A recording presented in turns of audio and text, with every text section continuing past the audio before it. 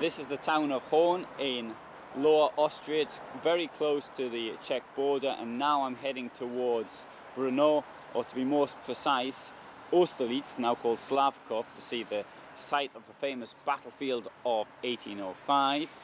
I am parked in Lidl car park here. So I went to get something. I got some creamed spinach and I got some grilled paprika, which I was really in the mood for last night, and so I went and bought it for today. Now Lidl here only allows 1 hour, and I presume I've already been here for about 20 minutes, so I won't abuse the use of their car parking facilities, but it seemed like a nice morning to have. So we've got the time up there, it's 12 minutes past 9. Lidl. Got a sign that says Radziecki Kasern. Kasern's a barracks.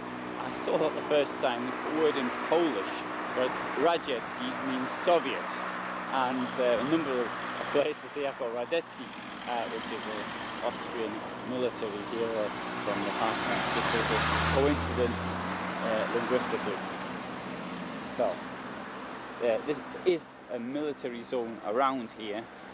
It's a rather large training ground which I passed on the way here from where I spent the night. The Prague Gate stood here until 1895. You see here that it was renewed in the 16th and 17th centuries. We've got the main square directly in front, and this road was clearly one of importance, so it must have been getting in the way.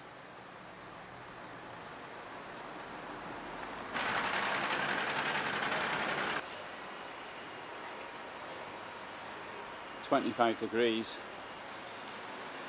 at 9:16 in the morning. That's pretty good going. And okay, Horn. It is a Renaissance town, and it's got a castle. Well, this seems to be the sort of place that one would like to visit, and walk along the city walls. Please visit the tourist office in the town hall, it says.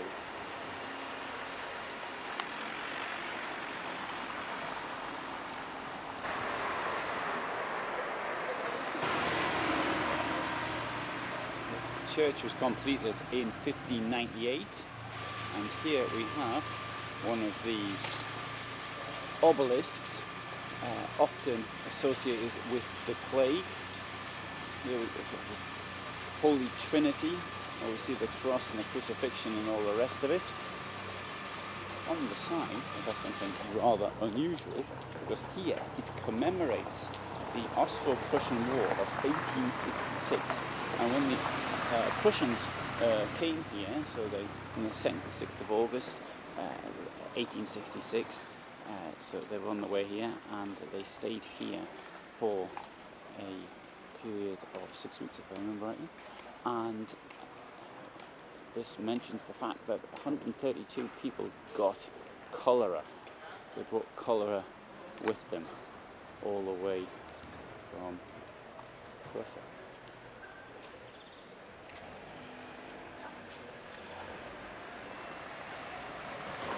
Now, this building here is a church, construction of which started in 1657.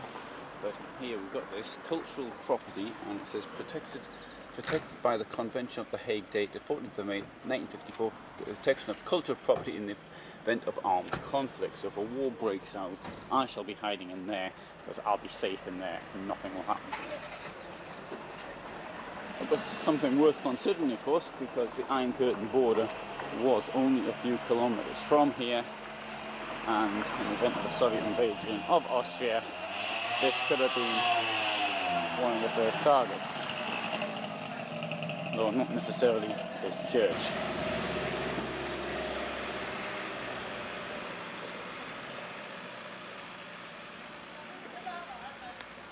Guarded by 2 stone lions, we have the Palace of Horn,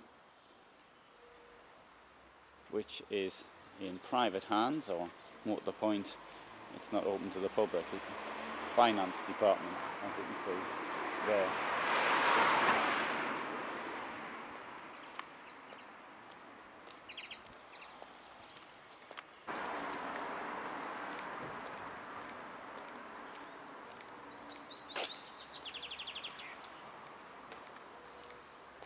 Museums and information.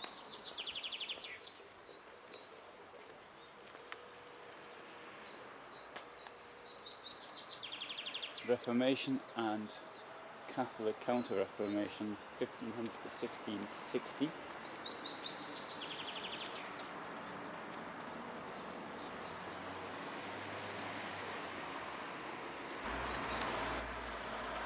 So in the tourist season from 1st April to 31st of October, the museum's open from 10 to 17 every day except Mondays.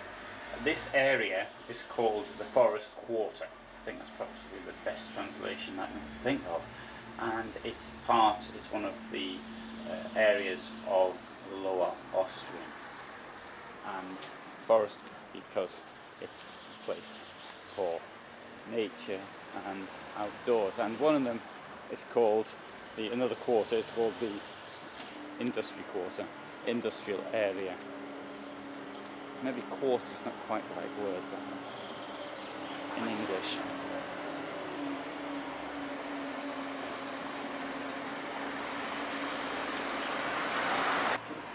As I was driving here, the villages I drove through, and I thought the houses were very much in a style similar to that one sees in Hungary and in parts of Czechia.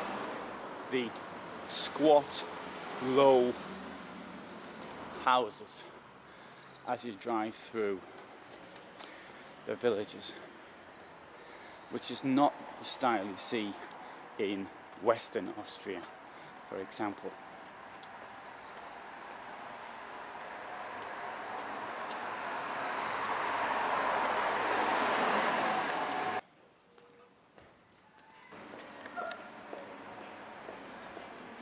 This lady might work in a cafe or something, but maybe she walks to work every day like that, which is sort of a traditional dress.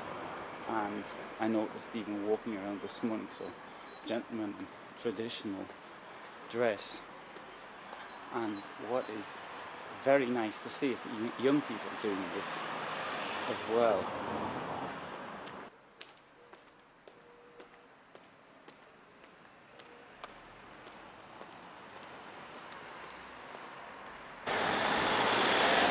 This morning I drove past a couple of lakes and I thought maybe I should just stop here and see what bird life I can see.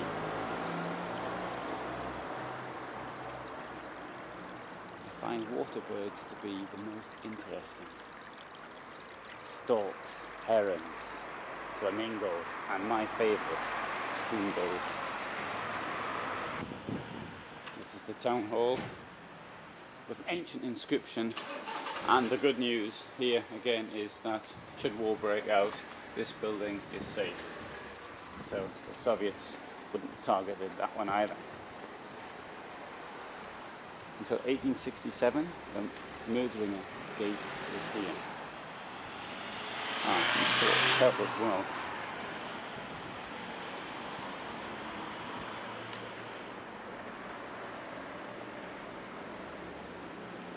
As the gate is similar size to that Prague gate.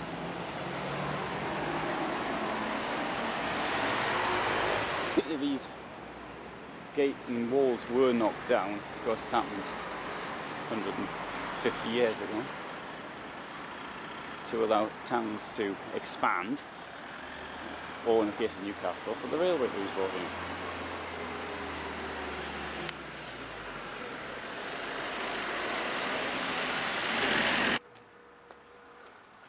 In the case of Horn, this gate was built in 1367, so the town got 500 years use out of it. This is the Hauptplatz.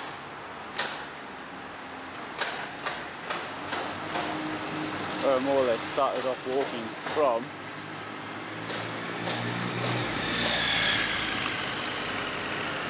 And as my time will soon be up at Lidl, I'll go back and get my van. But it's been an interesting walk out to see this town. Didn't get to see the city walls, but I'm sure it'll still be here when I'm back. I don't know much about the place. Actually, I did read a little bit about it yesterday. I know that the football team won the Austrian Cup or something like that. I don't know quite what it was. That was in 2008. I know there was a Jewish house of worship here built in 1897, but which no longer stands. That I also know. But other than that, that's about it really. And now back to the van via the Prague gate. See, it's Vettel's 49 kilometers from here. That's where I spent yesterday, which I found a very impressive place to be.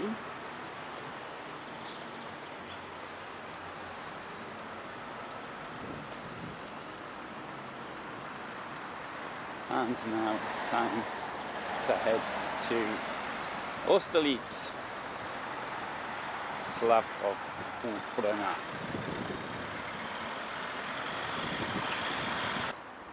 Seeing as the Lidl car park is largely empty, you may wonder why I'm so keen on getting back within their time limit. My answer is that it's an hour, it's written an hour. I'll abide by what it says, as I didn't ask permission to leave my vehicle here over a longer period. If I'd asked permission, that would have been different.